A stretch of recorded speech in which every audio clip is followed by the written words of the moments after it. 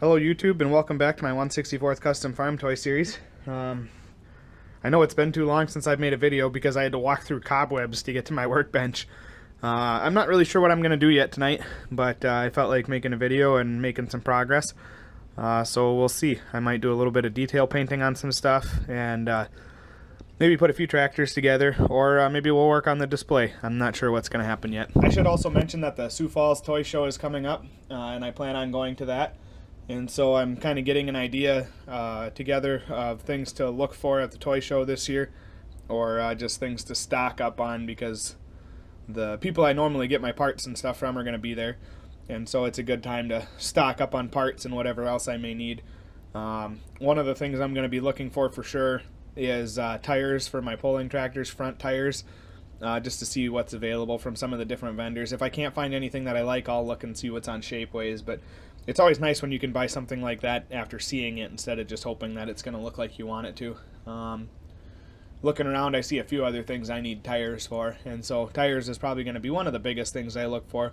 If I can't find anything else to spend my money on, I'll probably buy another DCP truck or something just because they're cool and it's nice to have a variety. But yeah, I'm going to see where this takes me, and we could end up all over the place tonight. Well, guys, I think I'm going to go ahead and do a 3-point kit tonight. It's been a while since I've done one of these, so we'll see how it goes. Yeah, I don't know that I'll set the camera up and do a time lapse, just because I don't have a little tripod or anything to do that with right now. But we'll see. Maybe I'll figure something out.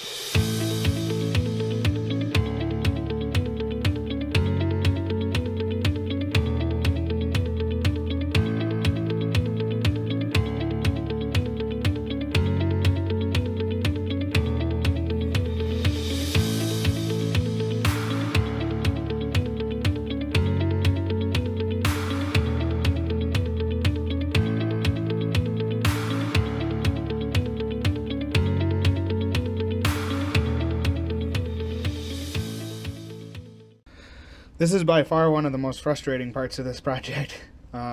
Anytime you're dealing with pin vise or one of these small drill bits, it feels like you're getting nowhere, and you just want to push harder and you want to go faster, and 9 times out of 10 that ends you up with a broken drill bit.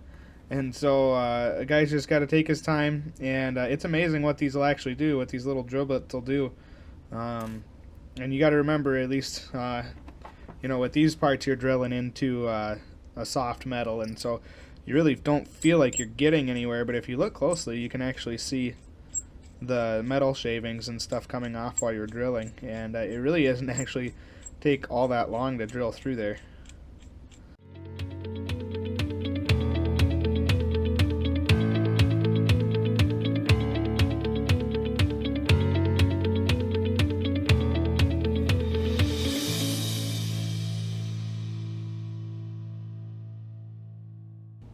Well, I certainly wasn't planning on working on this tonight, but I went to use my can of paint stripper as a brace for the camera when I did that time lapse, and when I went to put it away, I shook it a little bit, and I heard something clanking inside of it, and this old girl's probably been in there for, oh, I would say easily over 6 months, and so we're going to go ahead and strip the paint off of this while it's fresh on my mind. Alright everyone, we got most of the 3-point assembled. We just got to drill a couple of holes and get it on the tractor. I think we'll make that part of the next episode. And we got some good cleanup done on the wagon here. This is kind of a tedious process. I don't know if I'd have known it was going to be this difficult on this wagon. I don't know that I would have done it.